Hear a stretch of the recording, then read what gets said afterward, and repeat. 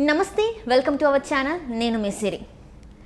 Galla జయదేవ్కి YSRCP party నుంచి ఒక bumper offer వచ్చినన్న వార్త మాత్రం వినిపిస్తుంది. సో ఈ చర్చని మనతో చర్చించడానికి మనతో పాటు ఉన్నారు సీనియర్ జర్నలిస్ట్ జగదేవ్ గారు. నమస్కారం సార్. నమస్తే అండి. సార్, గల్లా జయదేవ్ గారికి వైసీపీ నుంచి అయితే ఒక బంపర్ ఆఫర్ వచ్చింది అని చెప్పేసి అయితే ఒక వార్త అయితే చక్కర్లు కొడుతుంది. ఇందులో ఎంతవరకు వాస్తవం ఉంది సార్? ఇది ఖచ్చితంగా వైసీపీ వాళ్ళు క్రియేట్ చేసిన సోషల్ మీడియా వార్త అని నా అభిప్రాయం. ఎందుకంటే గల్లా జయదేవ్ గారు టీడీపీ ఎంపీ కదా, బట్ గల్లా జయదేవ్ గారు వైసీపీ నుంచి ఎన్ని రకాలుగా ఎదుర్కోవాలో అన్ని రకాలుగా అన్ని ఎదుర్కొన్నారు. ఎందుకు ఎదుర్కొన్నారు అంటే వైసీపీ గురించి కానీ లేదా వైసీపీ చేసే ఇబ్బందుల గురించి కానీ రాష్ట్రంలో ఉండే పరిస్థితుల గురించి కానీ పార్లమెంట్ సాక్షిగా ఎక్కువగా మాట్లాడింది. తవలు మాట్లాడలేదు కానీ నా ఉద్దేశం ఎక్కువగా మాట్లాడింది ఒకటి కింజరాపు రామ్మోహన్ నాయుడు గారు, రెండోది గల్లా జయదేవ్ గారు. ఓకే, వీళ్ళిద్దరూ ఎక్కువగా ప్రతిఘటించి మాట్లాడేవారు. అయితే మాట్లాడినప్పుడు అటువంటి వ్యక్తి మళ్ళీ దీంట్లోకి ఎందుకు వెళ్తారని అనుకుంటారు అనేది క్వశ్చన్ మార్క్. నేను కూడా సోషల్ మీడియాలో చూసి కొంచెం ఆశ్చర్యానికి గురయ్యి, అవునా అంటే రాజకీయాల్లో మరి ఇలా ఉంటుందా అనుకుని నేను కూడా సెర్చ్ చేశాను. కొంతమంది టీడీపీ శ్రేణులతో మాట్లాడడం కూడా జరిగింది. అయితే ఎప్పుడైతే కేశినేని లాంటి టీడీపీ పర్సన్, మొదటి కేశినేని నాని అనగానే ఫస్ట్ అందరికీ గుర్తు వచ్చేది ఫస్ట్ ట్రావెల్స్ అయితే, రెండోది టీడీపీ అభ్యర్థి అని వస్తుంది.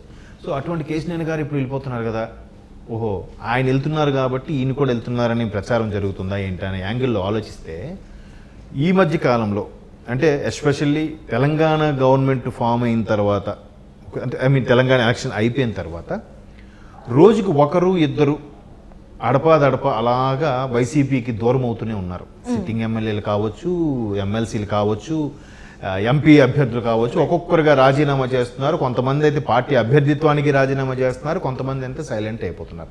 ఎక్కడ ఇదే వినిపిస్తుంది తప్ప టీడీపీలో రిజైన్ చేసో లేదా జనసేనలో రిజైన్ చేసి వైసీపీలో చేరుతున్నట్టుగా ఎక్కడ మనం వార్తలు చూడలేదు కదా. కనీసం సోషల్ మీడియాలో కూడా సరదాగా ఎక్కడ చూడలేదు.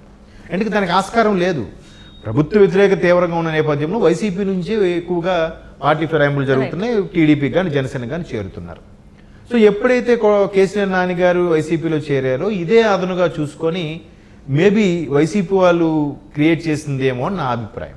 ఎందుకంటే దానికి కారణం లేకపోలేదు. గల్లా జయదేవ్ గారు ఒక 1000 కోట్లు 500 కోట్ల టర్న్ ఓవర్ ఉన్న అమర్ రాజా బ్యాటరీస్ లాంటి కంపెనీని ఆయన కంపెనీ ఎండి అయిన తరువాత 5,000 కోట్ల ప్రాపర్టీకి తీసుకెళ్లారని ఒకసారి ఒక నేషనల్ దీంట్లో కూడా ఒక ఆర్టికల్ చదివాను. దానికి సంబంధించి ఆయన బెస్ట్ ఇండస్ట్రియలిస్ట్గా, ఎంటర్ప్రీనర్గా అవార్డులు కూడా తీసుకున్న సందర్భాలు లేకపోలేదు.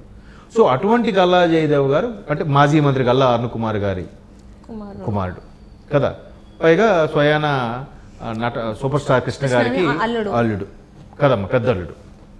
అయితే ఇటువంటి గల్లా జయదేవ్ గారికి అంత నేమ్ ఫేమ్ ఉన్న సందర్భంలో ఆయన టీడీపీలో ఎంపీగా గెలిచారు, బాగుంది. అయితే అమర్ రాజా బ్యాటరీస్ తిరుపతి సరౌండింగ్స్లో ఏదైతే రేణుగుంట దగ్గరలో ఉంటుందో ఫ్యాక్టరీ, అది చాలా మంచి నేమ్ ఉంది. అమర్ రాజా బ్యాటరీస్ ఆ స్థాయిలో దాని ఎంప్లాయీస్ కానీ ఎంప్లాయీస్కి చూసుకునే విధానం కానీ ఫ్యాక్టరీ డెవలప్ కానీ దాంతోపాటు ఎంప్లాయీస్ గ్రోత్ కానీ ఎన్ని రకాలుగా కూడా మంచి నేమ్ ఉంది అక్కడ గల్లా జయదేవ్ గారు.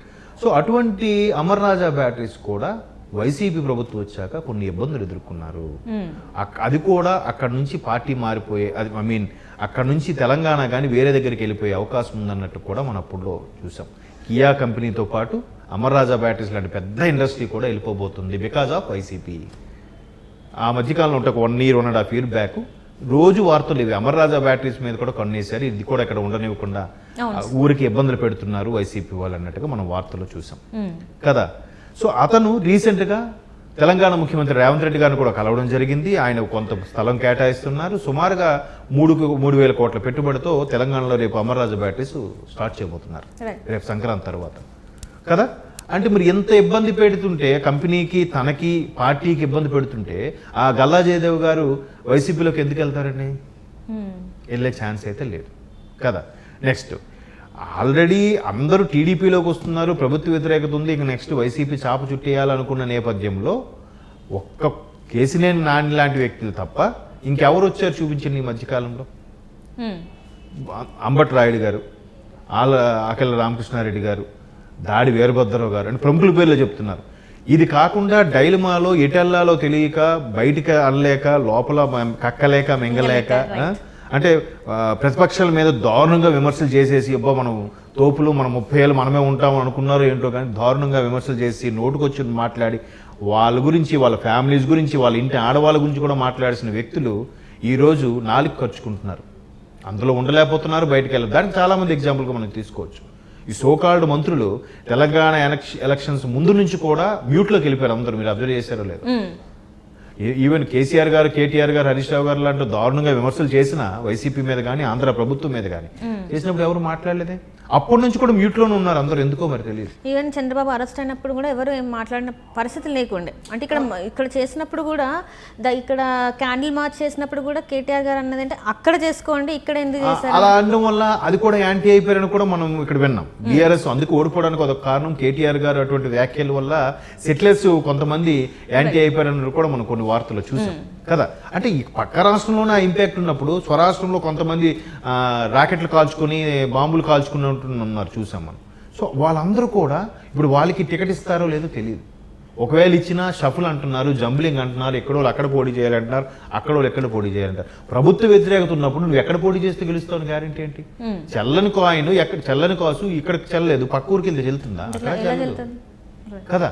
అలాంటి నేపథ్యంలో ఎవరు కూడా వెళ్ళట్లేదు, ఎవరు కూడా రావట్లేదు వైసీపీలోకి అనే ఉద్దేశంలో వైసీపీ వాళ్ళు క్రియేట్ చేశారేమో నా అభిప్రాయం.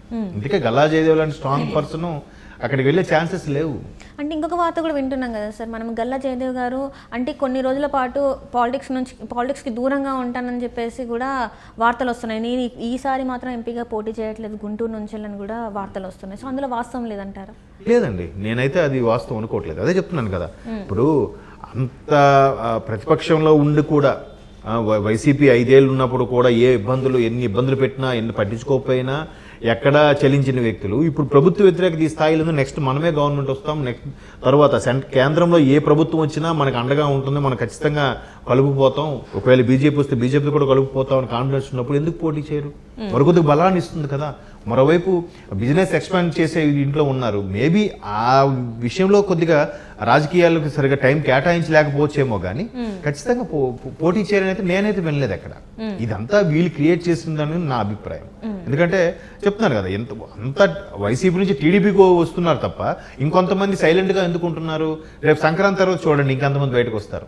ఎందుకు సైలెంట్ గా ఉంటున్నారంటే సర్లే ఇంకా 2 నెలల టైం ఉంది చూద్దాం, లేదా టీడీపీ జనసేన ఆల్రెడీ అలయన్స్ అయిన తర్వాత మనం వెళ్ళాగా మనకు ఒక స్థానం ఉంటుందా ఉండదా, మనకు సీట్ ఇస్తారా, మనకు పోటీ చేయడానికి అవకాశం ఉంటుందా ఉండదా? ఖచ్చితంగా లేదు. లేదంటే రేపు షర్మిలా గారు పీసీ చీఫ్ అయితే కాంగ్రెస్ లోకి వెళ్ళాలి.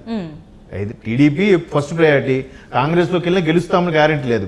ప్రస్తుతానికైతే ఓకే మామా అనిపించుకోవచ్చు, బట్ టీడీపీలోకి వెళ్తే నెక్స్ట్ మళ్ళీ గవర్నమెంట్ ఉండడం అవుతుంది, ఇటువైపు ఉంటే ఉండడం అవ్వదు, ఇంకా అభాస్ పాలు అవుతాం ఉద్దేశము మరేం కారణాలు కానీ మొత్తానికి అందరూ ఒకటే వస్తున్నారు. కాబట్టి కేసీనేని నాని గారు వచ్చారు కాబట్టి ఇంకా రోజుకొకరు ఇలాగే వస్తున్నారు అన్నట్టుగా చూడండి, రేపు మాపు ఇంకో పేరు కూడా క్రియేట్ చేసిన ఆశ్చర్యపోనక్క. అంటే ఇప్పుడు ఏంటంటే దీనివల్ల మన వైసీపీ పార్టీకి ఏమంత మంచి జరుగుతుంది ఇలాంటి ప్రచారాల వల్ల? వాళ్ళకి మేలు కలిగేలాగున్నాయి ఇలాంటి? అదంతా మైండ్ గేమ్ అంతేనమ్మా. ఇప్పుడు వరుసగా వైసీపీ వాళ్ళందరూ టీడీపీలోకి వెళ్తున్నప్పుడు మీ దగ్గర నుంచి మా దగ్గర కూడా వస్తున్నారా ఎలక్షన్స్ ముందని చెప్పే ప్రయత్నమే, జనాలకి మసిపూసి మారేడుకాయ చేసే ప్రయత్నమే తప్ప మేము ఇంకా వాళ్ళు గెలుస్తారన్న ఆలోచనలోనే ఉన్నారు. చూద్దాం గెలుస్తా అంటే బాగా వ్యతిరేకత వచ్చేసింది కదా, సొంత పార్టీ నాయకులు కూడా సైలెంట్ అయిపోయారు. ఇప్పుడు రోజా గారికి ఎవరు అంటున్నారు, బాలినేని శ్రీనివాసరెడ్డి గారికి ఎవరు అంటున్నారు, అనిల్ కుమార్ యాదవ్ గారికి ఎవరు అంటున్నారు? వాళ్ళు బయటకు వచ్చారు కదా, బాలినేని శ్రీనివాసరెడ్డి గారు కూడా బయటకు వచ్చారు కదా. వచ్చారు. ఇంకో మొన్న కూడా ఒక వార్త విన్నది ఏంటంటే లోకేష్ గారికి రాయబారు కూడా పంపారట, ఒకవేళ టికెట్ ఇస్తారంటే టీడీపీ తరఫున పోటీ చేయడానికి కూడా సిద్ధమే అన్నట్టుగా. అది అందరూ వాస్తవం ఖచ్చితంగా. అంటే ఇప్పుడు కాదండి, యువగలం పాదయాత్రకు లోకేష్ గారు వెళ్తున్నప్పుడు కూడా ఏ నియోజకవర్గాల గుండా వెళ్తున్నారో ఆయన నియోజకవర్గాలకు వెళ్ళినప్పుడు ఆయనకి సదుపాయాలు సపర్యలు చేసే ఉద్దేశంలో చేస్తూ కొంతమంది వీళ్ళ అనుచరులను పంపించడం మాట్లాడించడం కూడా అప్పుడే స్టార్ట్ అయ్యింది. బట్ ఎక్కడ ఇంకా టైం ఉంది కదా ఇప్పటి నుంచి ఎందుకులే అని చెప్పి అందరూ టైం కోసం వెయిట్ చేస్తున్నారు. Right sir, right. Thank you so much sir. Thank you. So Galla Jayadev గారికి వైసీపీ నుంచి వచ్చిన ఆఫర్ అయితే అందులో ఎలాంటి వాస్తవం లేదని తెలుస్తుంది. ఇది జస్ట్ ఒక సోషల్ మీడియా ప్రచారం మాత్రమే అని తెలుస్తుంది. ధన్యవాదాలు.